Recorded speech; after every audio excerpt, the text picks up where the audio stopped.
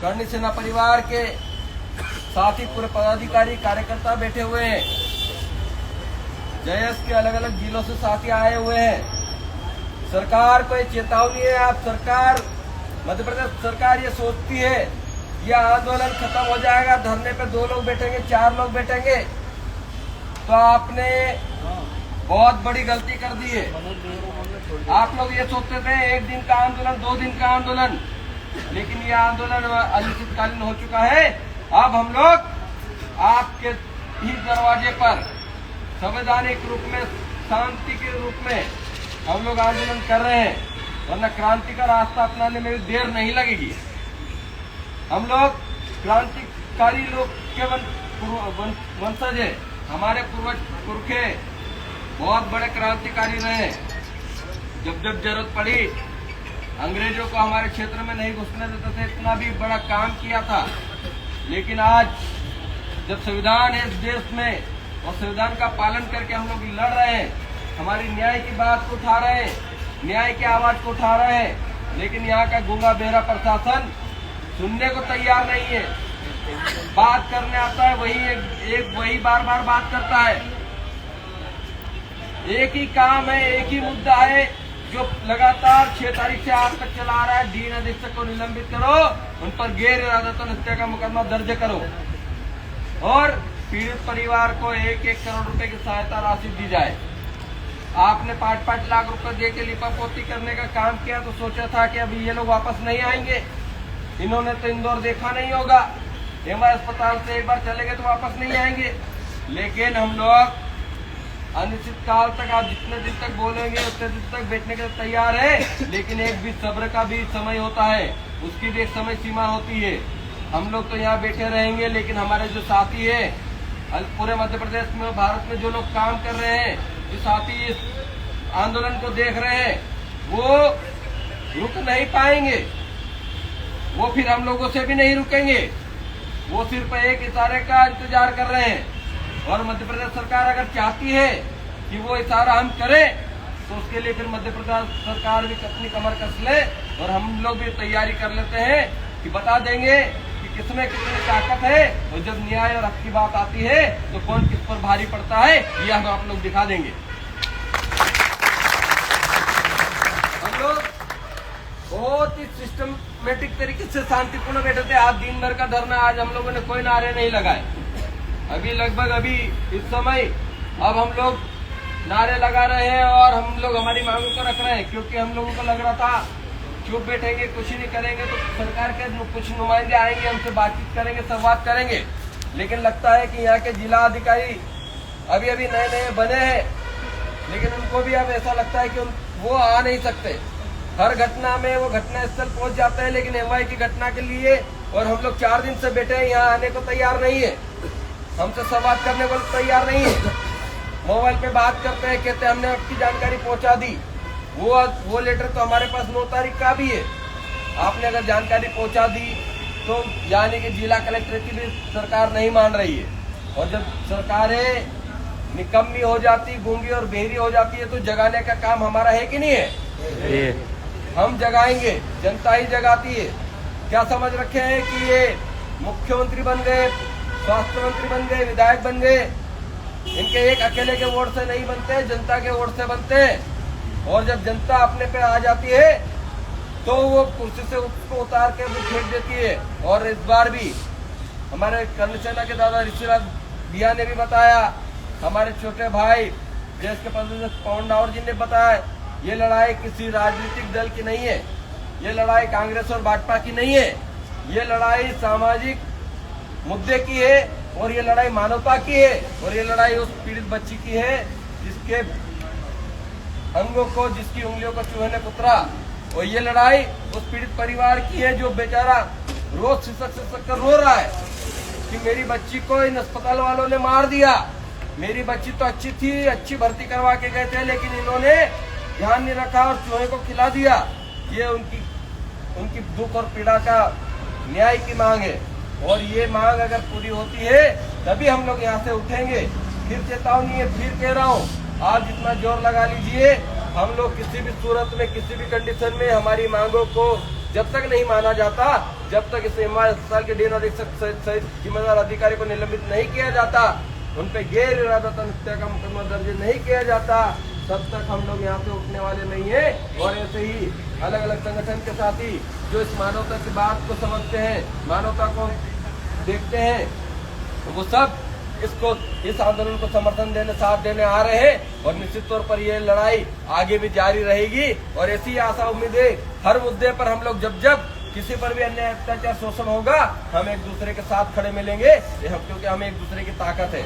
और हम लोग एक दूसरे के साथ खड़े होकर इस जो आजादी के 29 सालों में भी जिस व्यवस्था परिवर्तन की हम लोग बात कर रहे हैं, जिन अस्पतालों को सुधारने की बात कर रहे हैं, शिक्षा के जो स्कूल है उसको सुधारने की बात कर रहे हैं, लेकिन जो बुनियादी ढांचा है वो बुनियादी ढांचा बदल नहीं रहा है। इसलिए हम लोग एक एक करके उस ढांचे को सुधारना चाहते हैं। आज हम लोग बैठे हैं तो स्वास्थ्य का ढांचा सुधारना चाह रहे हैं। अगली बार कहीं और कुछ होगा तो हम शिक्षा के लिए बैठेंगे और शिक्षा का ढांचा भी सुधार कर दम लेंगे, क्योंकि हम लोग इतने पढ़े लिखे हैं, हम लोग भी युवा हैं, हम लोग समझते हैं। ये लोग हमको कहते हैं कि युवा जब आगे आएगा तब तक क्रांति होगी। युवा का उल्टा होता है वायु, और वायु जब चलती है, हवा जब चलती है तो तांडव होता है, और जब तांडव होता है तो सारी चीजें इधर उड़ती उधर उड़ती है, और वैसे उड़ाने का दमखम हम आप लोग सब रखते हैं।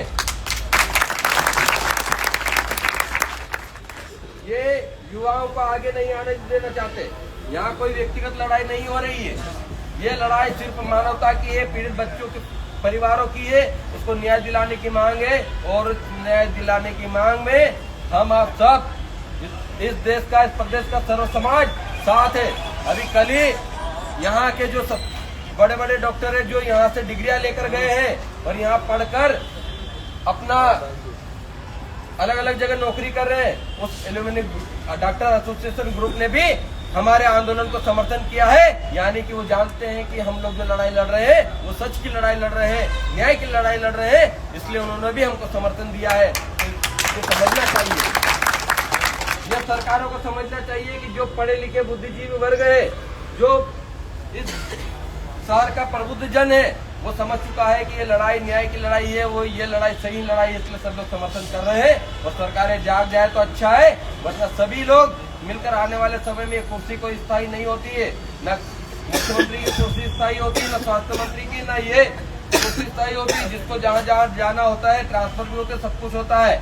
लेकिन आप लोग ये ध्यान रखिए कि इस मुद्दे पर अगर मध्य प्रदेश की सरकार एक्शन नहीं लेती है, कार्रवाई नहीं करती है, तो आने वाले समय में हम लोग भी तैयार बैठे हैं। आने वाले समय में हम लोग भी तैयार बैठे हैं, फिर बताएंगे आपको।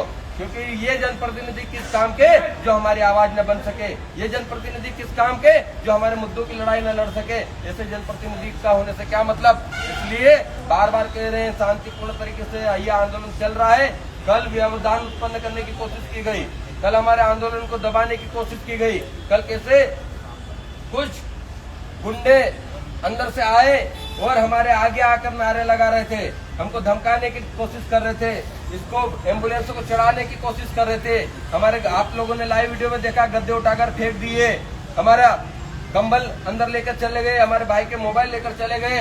ये मोबाइल चोरी करने वाले, गद्दे चोरी करने वाले चोर थे, वो आए थे वो, और ये चोरी करने वाले चोर है। प्रशासन से कहना चाहता हूँ पर इन पर कार्रवाई करे, क्योंकि ये हमारी चीजें चोरी करके यहाँ से ले गए हैं। हम लोग तो हमारे शांतिपूर्ण धरना कर रहे हैं, 3 दिन से कोई तकलीफ नहीं, किसी को आने जाने में कोई दिक्कत नहीं दे रहे हैं।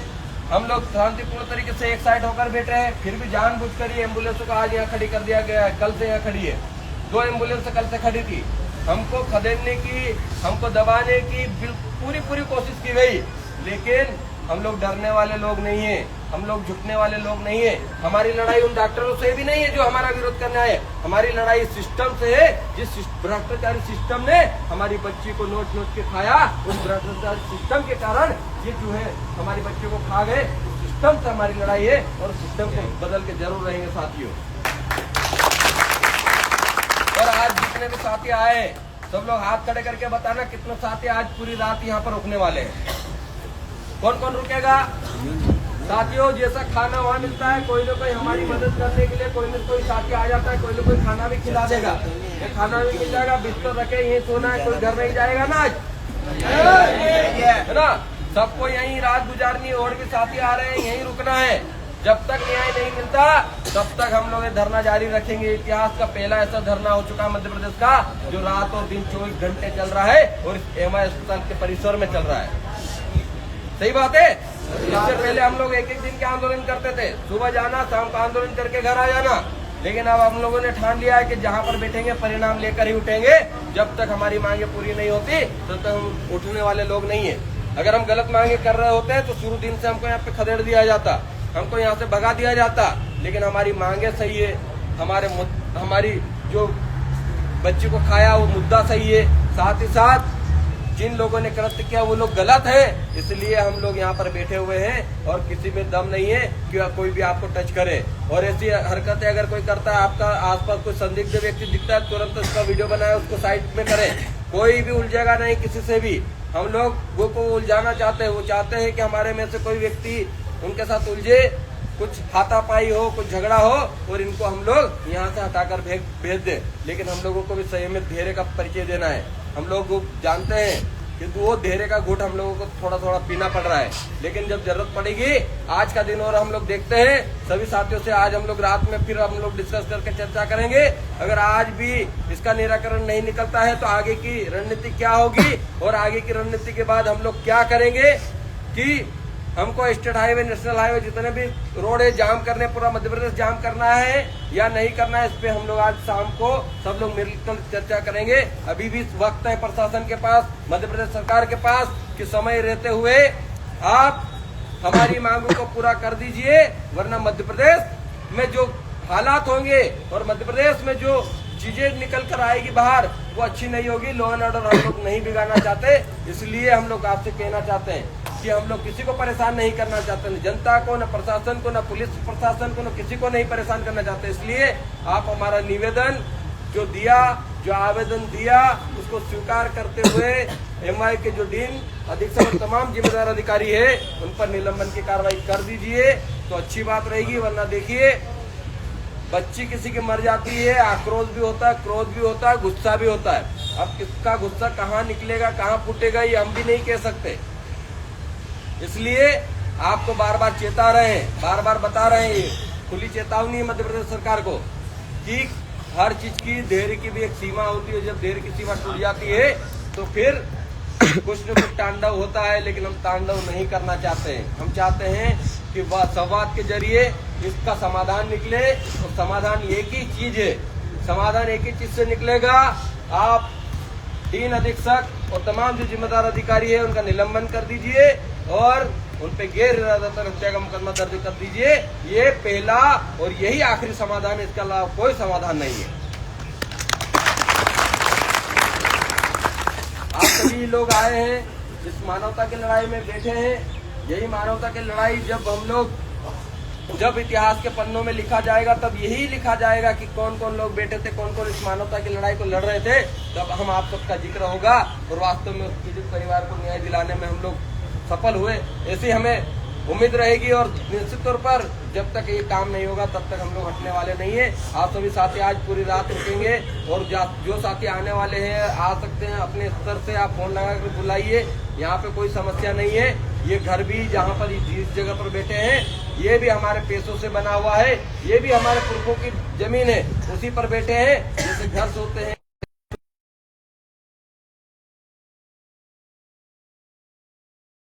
लड़ेंगे, पीड़ित बच्चे को न्याय दो, न्याय दो, न्याय दो, पीड़ित परिवार को न्याय दो, न्याय दो, न्याय दो। मध्य प्रदेश सरकार होश में आओ, होश में आओ, होश में आओ। मध्य प्रदेश सरकार होश में आओ, होश में आओ, होश में आओ।